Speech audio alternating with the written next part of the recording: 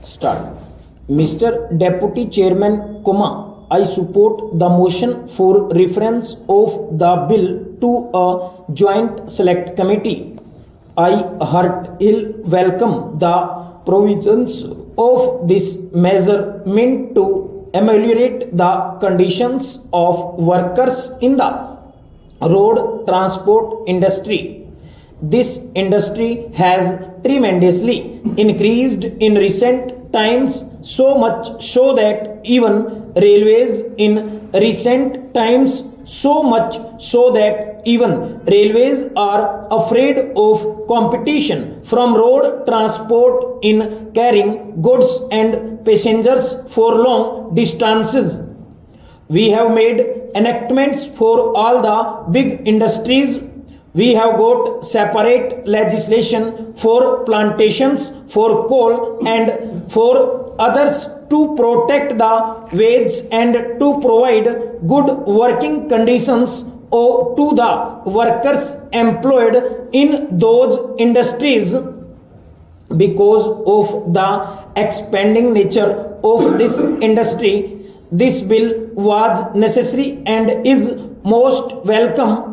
While welcoming this measure, I would like to make some observations on the clauses for the consideration of the Joint Select Committee. With regard to clause 1 dealing with definitions, the provisions of this bill apply only to those undertakings which employ more than 10 workers. Under certain circumstances, it can be extended to those undertakings which employ even 5 workers.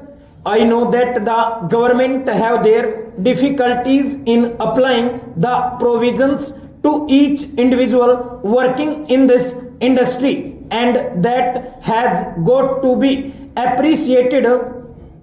But we have got a fear that this might lead to fragmentation of some of the bigger units. We have got before the House a bill to amend the Plantations Labour Act, brought before the House only for making a provision to check fragmentation of tea gardens. So that tendency is there, the tendency to break law even among the big ones. Therefore, I suspect that this provision is likely to be misused by some undertakings, and there might be a tendency for fragmentation. I am glad that my friend Mr. Verma has just suggested that an attempt should be made to make viable units.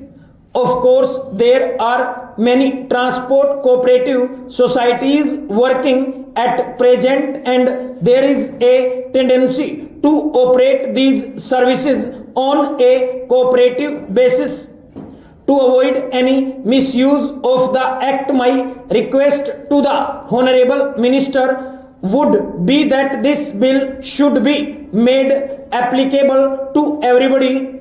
This has got to be done, otherwise there will be fragmentation and there will be a tendency to employ 5 or less than 5 workers. Thousands of trucks and buses are running in the country which are working individually.